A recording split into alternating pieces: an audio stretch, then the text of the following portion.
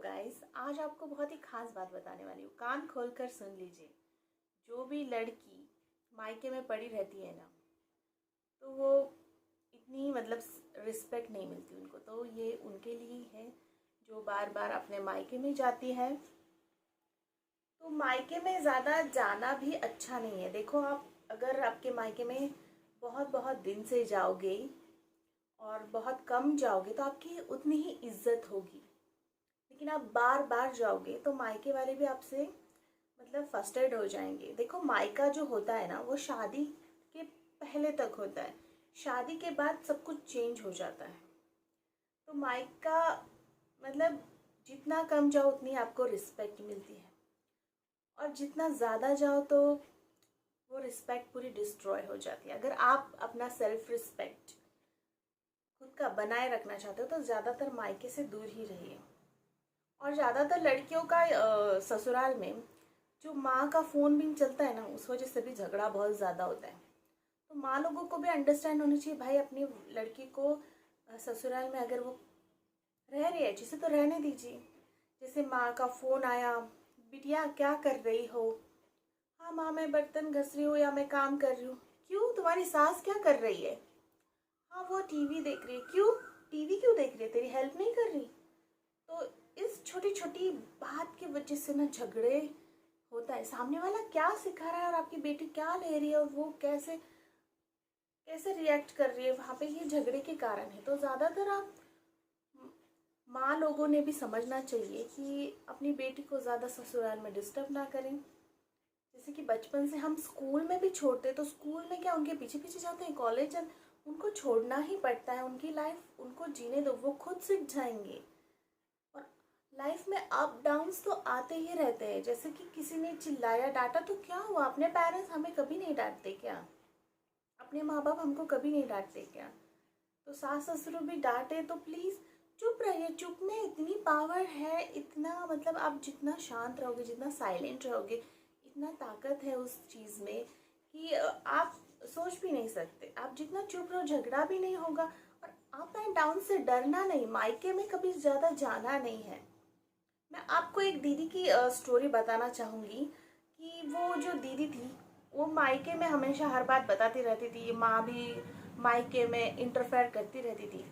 तो वो दीदी का तो मन कभी लगा ही नहीं, कभी नहीं लगा उसका ससुराल में मन। वो आ जाती थी बार बार, और एक दिन उसने उसके हस्बैंड को ही छोड़ दिया। तो वो मायके में रहने लगी। मायके वालों को अच्छा लगने लगा कि चलो अपना काम भी हो रहा है, ये दीदी काम कर रही है, टिफ़िन बना के दे रही है सबको, घर का काम भी कर रही है। तो अच्छा लग रहा था सब लोगों को। फिर जैसे ही भाई लोगों की वाइफ्स आई तो सिचुएशन चेंज। अब दीदी को इतनी इज्जत नहीं मिल रही थी और दीदी भी फर्स्टेड। अब ऐसे करते करते दीदी के हो गए 10 साल, और 10 साल के बाद वो आदमी ने भी उसका वेट करते करते उसने भी दूसरी शादी कर ली। अब 5 साल में सिचुएशन एकदम चेंज। घर में बहुएं हैं तो वो लोग भी ननन से बहुत परेशान कि भाई ये क्यों यहाँ पे रह रही है ऐसे वैसे।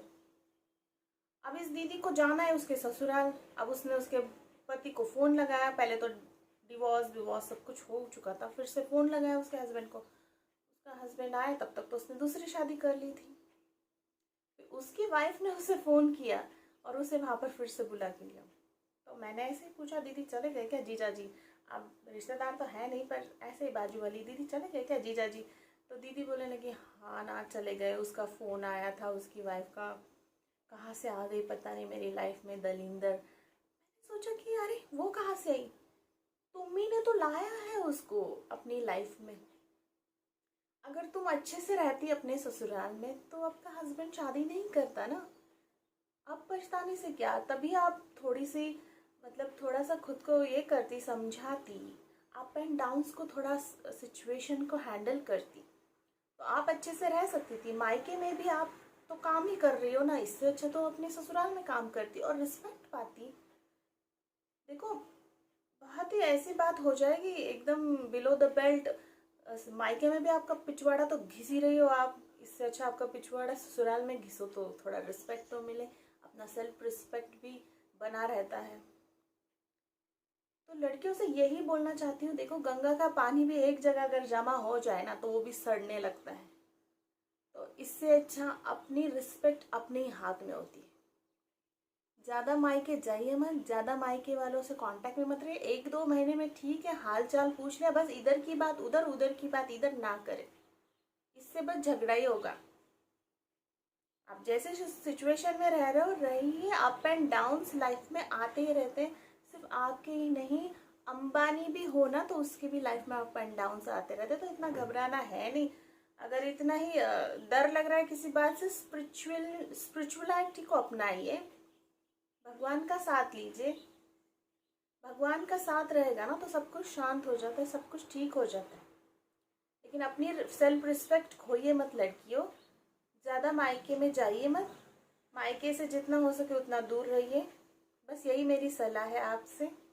अगर आपको मेरा वीडियो पसंद आए तो लाइक कीजिए, सब्सक्राइब कीजिए, एंड अभी के लिए बाय।